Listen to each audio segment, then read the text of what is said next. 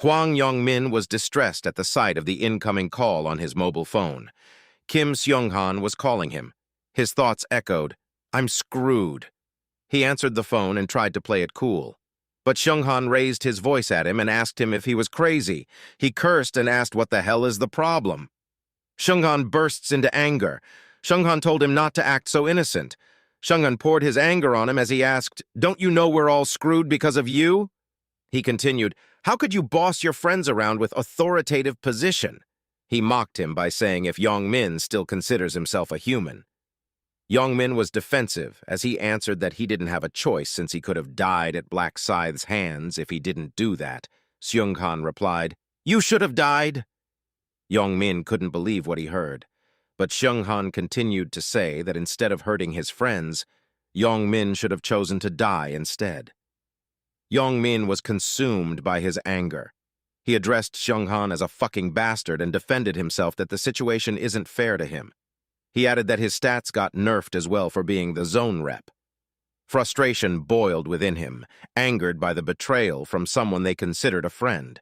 He squarely placed blame on Yong-min, asserting that none of these issues would have arisen if he hadn't been so driven by greed to secure the position of zone representative. In the heat of the moment, he branded Yong-min as a traitor. Yong-min, on the verge of offering a counter-argument, found himself abruptly cut off by Seung-han. With a stern tone, Seung-han informed him not to call him again whether it's real life in another world. He issued a direct threat, don't he dare act like he knows him. Otherwise, he added that he might fucking go mad and kill him if he ever sees his face again. But Seung-han ended the call. Yong-min, feeling upset, angrily dialed back on his phone, insisting that he did nothing wrong and that he was also a victim in the situation. He attempted to call Seung-han only to be informed that the number is currently unavailable. While on that, he already planned to tell some of his friends to crush Seung-han. His next attempt to call was futile. He threw the phone on his bed while he cursed his friends loudly. He started to conclude that he doesn't need friends and justified it by saying that life is meant to be lived alone anyways. He's boiling with anger as he recalled Seung-han's threat to kill him if they ever see each other again. Yong-min vowed that if he ever ran into his friends again, he'll kill them all. At the Imperial Hotel, Department Head An is being allowed to enter the room. He bowed at the person in front of him, and this person acknowledged that he was able to get out of the other world safer. Sang-cheol answered that he was just lucky. Ma Jeonrok commented that the third round was a bit difficult, and he asked Sang-cheol if he's okay. Sang-cheol humbly answered that perhaps it's because the monster was weakened, which helped him not to be troubled. Jeonrok inquired about Sang-cheol level and class. Sang-cheol replied that he's a knight at level 11. He also shared that Seo Arin is at the same level as him. He added that Arin was a summoner class. Jeonrok commented that it was amazing, especially since it's not a common class. Sang-cheol expressed that he was surprised as well. He shared the story that after Arin's class change, she summoned fairies and cast protective shields. He expressed that it was thanks to her that he was able to hunt safely. Jeonrok acknowledged that it was great. Jeonrok instructed him to maintain a close relationship with the actress and suggested that he's free to date her as well. Sang-cheol was baffled by Jeonrok's suggestion. Jeonrok explained that he's just saying that dating makes it easier to catch others' weaknesses. He clarified that he doesn't mean that Sang-cheol should seriously date her. Sang-cheol, wearing an uncertain expression, inquired whether he should pursue a romantic relationship with her. Jeonrok laughed, as it had been a long time since he saw Sang-cheol flustered. Jeonrok clarified that Sang-cheol isn't required to do it, especially if it's troublesome. Sang-cheol was relieved and expressed that Arin wouldn't have feelings for him anyway. Jeonrok inquired on why Sang-cheol would think that when he's reliable and manly. Sang-cheol explained that Arin maintained a professional relationship with him by calling him Mr. Bodyguard. Changing the topic, Jeonrok asked for the urgent report that Sang-cheol had to give to him. Surprisingly, his report started with Sang-cheol apologizing to Jeonrok. Jeonrok asked for the reason. Sang-cheol explained that he failed to carry out the orders to assist Black Scythe, as well as failing to deliver the message that he was entrusted to. Jeonrok suspected that there's a valid reason for this. Sang-cheol started talking, Sang-cheol continued to fill Gyeonrok with the details, while Gyeonrok listened intently. Gyeonrok was thinking that the agent of divine punishment sounds powerful, and confirmed if Black Scythe killed it. Sang-cheol confirmed that Black Scythe defeated the enemy with overwhelming skill, as if he already knew how to win. Sang-cheol expressed that Black Scythe seemed to be someone who doesn't need help. Gyeonrok started thinking that Black Scythe does have stats beyond their imagination, so strong that he feels ashamed of himself for thinking that he was strong enough with the Dark Knight's rune. He had a serious expression as he thought of meeting Black Scythe if possible. Gyeonrok told Sang-cheol that since his reasons are valid, he won't be held accountable. Sang-cheol apologized once again. Gyeonrok raised the topic about thugs and the status of tracking them down. Sang-cheol explained that supposing that the nickname Yongmin is a real name, there are dozens of people with the same name across their country.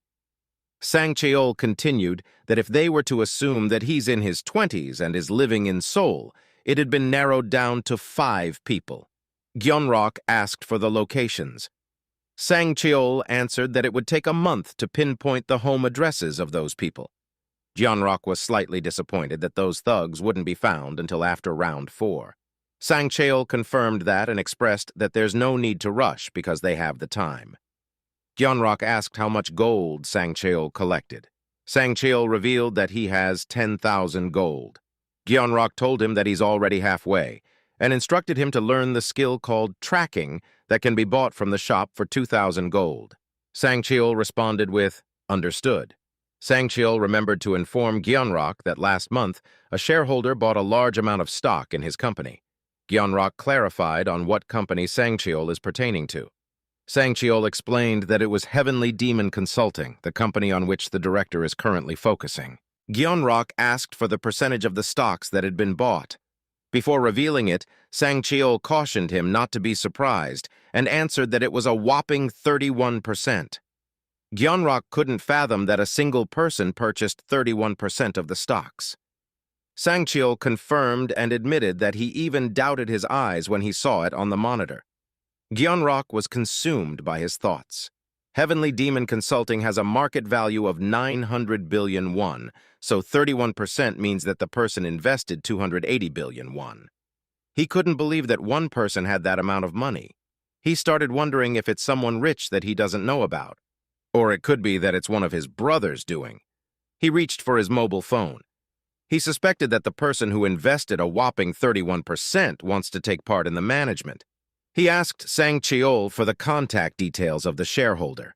Meanwhile, there's a person lying in bed while checking his mobile phone.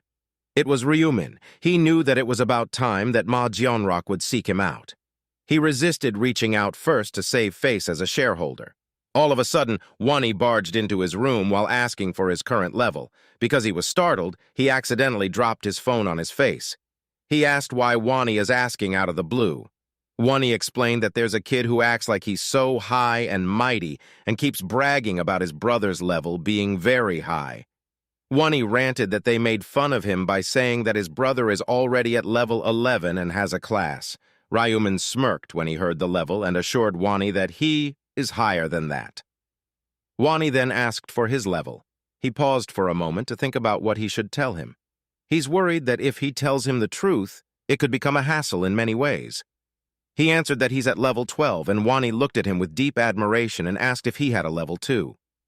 Ryumin answered, "Of course." That made his brother excited to know his class. He told him that it's a secret. Wonnie was bummed and told him that there's no secret between brothers. Ryumin told him that there are and that he should get out since he will be sleeping a lot more. Wonnie was pouting when he left the room. The door was shut, and Ryumin received the call that he's been waiting for. He answered the phone and asked who's calling him. The person on the line introduced himself as the CEO of Heavenly Demon Consulting, Gyeonrok. It was as he expected. He planned to come off as naive since the more he looked like a pushover, the more he could catch him off guard. Gyeonrok confirmed with him if Ryumin invested in his company last month. Ryumin said yes and asked if there's something wrong. Gyeonrok informed him that because of that, he became the largest shareholder of Heavenly Demon Consulting, so he wanted to meet the investor in person. He expressed wanting to treat Ryumin to a meal. Ryumin agreed. Gyeonrak suggested having it on Friday of the same week, but Ryumin knew that's an important day to obtain the rune of inner thoughts. He answered that he already has plans on Friday, but he can go on Saturday. Gyeonrak agreed on it, and their conversation ended. Ryumin expected Gyeonrak's call since, after all, he founded the Heavenly Demon Consulting to gain his father's approval, and because of that, there's no way that he's treating a major shareholder of that company poorly. Ryumin smiled as he planned to get some runes before meeting Gyeonrak. A business partner for exploitation was successfully acquired.